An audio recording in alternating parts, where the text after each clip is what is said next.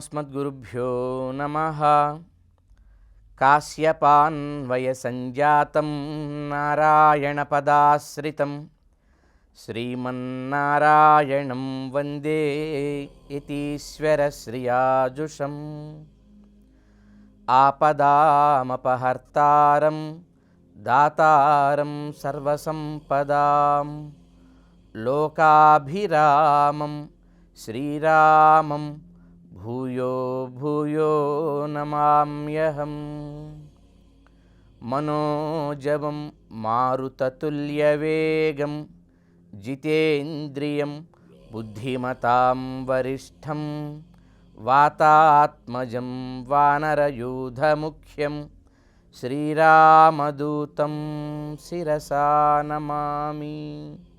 కాకి మీదనే బ్రహ్మాస్త్రం వేసావు, ఇంత పెద్ద రావణాసురుడిని ఏం చేయట్లేదు ఎందుకు అని నేను అడిగానని నువ్వు రాముడికి చెప్పమని చెప్పి సీతమ్మ ఈ వృత్తాంతాన్ని గుర్తు చేస్తే అప్పుడు హనుమ చెప్తాడు, అమ్మా నువ్వు ఇక్కడున్నావని రాఘవుడికి ఇంకా తెలియదు. తెలిసిన మరుక్షణమే కోటాను కోట్ల భల్లూకములు వానరులతో రాముడు జ్వలించే అగ్నిశిఖల వంటి బాణములతో ఈ లంకని చుట్టుముట్టడాన్ని నువ్వు చూస్తావు తల్లి, త్వరలోనే చూస్తావు. రావణ సంహారాన్ని రాముడు చేసి నిన్ను తీసుకుని వెళ్తాడంటూ హనుమంతుడు అక్కడ సీతమ్మ బాధను చూడలేక, అమ్మ అసలు నువ్వు గనక ఒప్పుకుంటే ఇప్పుడే నేను నిన్ను తీసుకొని వెళ్ళిపోతాను, మనం వెళ్ళిపోదాం, నేను క్షణంలో ఈ సముద్రం దాటించి నేను నిన్ను రామచంద్రుడి దగ్గర తీసుకువెళ్ళగలను, నేను అనుకుంటే ఈ లంక మొత్తాన్ని కూడా మోసుకొని తీసుకెళ్ళి వెళ్ళగలను అని చెప్తాడు. అప్పుడు సీతమ్మ ఇది చెప్తున్నప్పుడు ఈయన ఇంతే ఉంటాడు, చిన్నవాడిగా మాట్లాడుతున్నాడు కదా, నవ్వు వస్తుంది. అయ్యా కోతి బుద్ధి పోయించుకున్నావు కాదు, ఇంత చిన్న శరీరంతో ఈ అల్ప శరీరంతో కథం ఎట్లా నన్ను నువ్వు అంత పెద్ద సముద్ర తారణం చేయిస్తావు అని అడుగుతుంది. అడిగితే అప్పుడు హనుమంతుడి గురించి వాల్మీకి భగవాన్ అంటాడు, నవం పరిభవం కృతం అంటాడనమాట. మొట్టమొదటిసారి హనుమంతుడు తనకు ఒక అవమానం ఎదురైనట్టు భావించాట. సీతమ్మ అలా అంటుంటే నా ప్రభావం ఏమిటో ఈ తల్లికి తెలియదని ఒకసారి మళ్ళీ పర్వతాకారుడై పెరిగి అప్పుడు చెప్పాడనమాట, నేను తలుచుకుంటే ఈ మొత్తం లంకని మట్టి పెళ్ళలతో కూడా పెళ్ళగించి తీసుకొని వెళ్ళగలను తల్లి అంటూ పైకి లేచి చెప్తే అప్పుడు సీతమ్మ నువ్వు చాలా ప్రాజ్ఞుడివి, నువ్వు ఇంత గొప్పవాడివి కాబట్టే రాముడు నిన్ను పంపించాడు, ఇంత బలవంతుడివి కాబట్టే ఇంత సముద్రాన్ని దాటి రాగలిగావంటూ మళ్ళీ శ్లాఘిస్తుంది. శ్లాఘించాక ఒక సందేహం వ్యక్తం చేస్తుంది, నువ్వు నాకు తెలిసి ముగ్గురే ఈ లంకకి రాగలరు, గరుత్మంతుడు రాగలడు, వాయుదేవుడు రాగలడు, నువ్వు రాగలడు, మరి రామలక్ష్మణులు ఎలా వస్తారు, మిగతా వానరాలు ఎలా వస్తాయని అడుగుతుంది. అడిగితే ఇక్కడ కూడా మనం హనుమంతుడిని చూసి నేర్చుకోవాలన్నమాట. ఎంత వినయం కలిగిన వాడు హనుమంతుడు, ఎందుకు ఇవేళకి ఆయనని మనం ఊరూరా పూజిస్తూ ప్రతి వాళ్ళు ఏ సంప్రదాయానికి చెందినవాడు ఏ మతానికి చెందినవాడైనా సరే హనుమంతుడు మావాడని ఆయన్ని ఓన్ చేసుకోవాలని ప్రయత్నం చేస్తుంటారే. ఎందుకింత అంటే ఎందుకు అంత గొప్పతనం ఆయనకు వచ్చిందంటే ఎంత బలవంతుడో అంత వినయవంతుడు ఆయన, ఎక్కడా అహంకారం ఉండదు, ఎంత శక్తివంతుడో అంత భక్తి తత్పరుడు ఆయన. ఆయన చెప్తాడు సమాధానం సీతమ్మకి, ఇది వినాలన్నమాట మనం. అమ్మా మా సుగ్రీవుడి దగ్గర నాకంటే బలవంతులు ఉన్నారు, మద్విశిష్టాశ్చ తుల్యాశ్చ సంతి, నాకంటే గొప్పవాళ్ళు ఉన్నారు, నాతో సమానమైన వాళ్ళు ఉన్నారు. మత్తః ప్రత్యవరః కశ్చిన్ నాస్తి సుగ్రీవ సన్నిధౌ, నాకంటే చిన్నవాడు ఒక్కడు కూడా లేడమ్మా సుగ్రీవుడి దగ్గర అని చెప్తాడు. ఇది హనుమంతుడి యొక్క వినయ సౌందర్యాన్ని, ఇందుకే సుందరకాండ అయింది. సీతమ్మ ఆవిడ పాతివ్రత్య సౌందర్యాన్ని నిరూపించిన కాండ సుందరకాండ, రామచంద్రుడి సౌందర్యాన్ని నిరూపించిన కాండ సుందరకాండ, హనుమంతుడి గురువు యొక్క సౌందర్యాన్ని నిరూపించిన కాండ సుందరకాండ. అందుకు సుందరకాండ. ఇన్ని సౌందర్యాలు, ఆత్మ సౌందర్యం, పరమాత్మ సౌందర్యం, ఆచార్య సౌందర్యం, వీటన్నిటిని మంత్రం ఎంత గొప్పదో మంత్ర సౌందర్యం, శరణాగతి ఎంత గొప్పదో శరణాగతి యొక్క సౌందర్యం, వీటన్నింటిని నిరూపించినటువంటి కాండ ఈ సుందరకాండ. కనుక ఈ మాట చెప్పాక వాళ్ళంతా చాలా అవలీలగా వస్తారమ్మా. రామలక్ష్మణులు నా వీపు మీద ఎక్కి ధనుర్బాణములను స్థంకారములు చేసుకుంటూ వచ్చి ఈ లంకా నగరాన్ని మొత్తాన్ని ఆక్రమించడం నువ్వు చూస్తావు తల్లి అని చెప్పాక అప్పుడు సీతమ్మ తన కొంగు ముడిలో ఉన్నటువంటి చీర యొక్క చెంగు ముడిలో ఉన్నటువంటి చూడామణిని తీసి, ఇది రాముడికి గుర్తుగా ఇవ్వు, దీన్ని చూస్తే రాముడికి ఇది మా వివాహ సమయంలో ఈ మణిని ఇవ్వటం జరిగింది, మా నాన్నగారు వాళ్ళ నాన్నగారు రామచంద్రుడికి జ్ఞాపకం వస్తారు అంటూ చూడామణిని హనుమంతుడికి ఇవి ఇచ్చి, అట్లాగే ఒకసారి సీతమ్మకి వర్షం పడుతూ ఆవిడ బొట్టు పోతే అక్కడుండే ఒక మణిశిల యొక్క మృత్తికను తీసి రాముడు బొట్టు పెట్టాట. ఇది కూడా మా ఇద్దరికి తెలిసినటువంటి విషయం, ఇది కూడా రాముడికి నేను చెప్పాను అన్నట్టు చెప్పి త్వరగా ఆయన్ని నా కోసం వచ్చేట్టు చెయ్యి. ఒక అద్భుతమైన మాట చెబుతుందన్నమాట సీతమ్మ.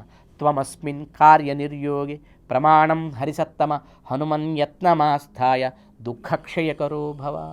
ఓ హనుమా, నువ్వే నా పని అవ్వటానికి ప్రమాణం, త్వం అస్మిన్ కార్యనిర్యోగే ప్రమాణం హరిసత్తమ. ఈ నా కార్యం అవటానికి ఓ హరిశ్రేష్ఠుడా నీవే ఆలంబన, నీవే మార్గము. దుఃఖాన్ని పోగొట్టేట్టుగా ఏం చేస్తే మంచిదో అది నువ్వు చెయ్యి. రాముడు మత్ సమారంభాత్, నా వైపు వచ్చేటట్టుగా, రాఘవుడు నా వైపు ప్రేరేపణ వచ్చేట్టుగా నువ్వు చేయమంటుంది. దీన్ని చాలా మంత్రశ్లోకం అంటారు అన్నమాట. త్వామస్మిన్ తకారంతో మొదలవుతుంది. ఈ శ్లోకాన్ని నిత్యం హనుమంతుడి ముందు ఎవరు చదువుతారో, ఎవరు హనుమంతుడికి ఈ శ్లోకాన్ని వినిపిస్తారో హనుమంతుడు వాళ్ళ కార్యములన్నింటినీ నెరవేరుస్తాడు అని పెద్దలు మంత్రశాస్త్ర రహస్యంగా ఈ శ్లోకాన్ని చెబుతారు. త్వమస్మిన్ కార్య నిర్యోగే ప్రమాణం హరిసత్తమ హనుమన్యత్నమాస్థాయ దుఃఖక్షయకరో భవ ఇది చెప్తుంది. అంతేకాకుండా వాచా ధర్మమవాపునుహి అంటుంది, మాట సాయం చెయ్యి.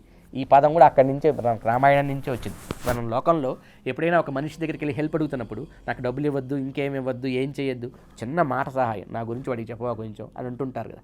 ఈ మాట సాయం చేయాలి అని ఈ మాట రామాయణంలో సుందరకాండ నుంచి వచ్చింది. వాచా ధర్మమవాపునుహి, మాట సాయం చెయ్యి, రాముడికి వెళ్ళి నా దీనస్థితిని చెప్పి నా కోసం తొందరగా వచ్చేట్టు చేయను అని ప్రార్థన చేస్తుంది. అంతేకాదు ఇంకొకటి కూడా చెబుతుంది, నేను 2 తప్పులు చేశాను, చిన్న తప్పు పెద్ద తప్పు, నా వల్ల కించిదస్తి మహదస్తి, పాపం 2 దశల్లో జరిగింది. చిన్న తప్పు ఏంటి, పెద్ద తప్పు ఏంటి అంటే భగవంతుడి పట్ల ఎప్పుడైనా తప్పు చేసామనుకోండి, అది చిన్న తప్పుట, శాస్త్రం చెప్పింది. భగవద్ అపచారం అంటారు. మరి భగవంతుడికి చేస్తే తప్పే చిన్నదైతే అంతకంటే పెద్ద తప్పు ఏముంది? భాగవత అపచారం. భగవంతుడి భక్తుల పట్ల తప్పు చేస్తే అది మహాపాపం అండి.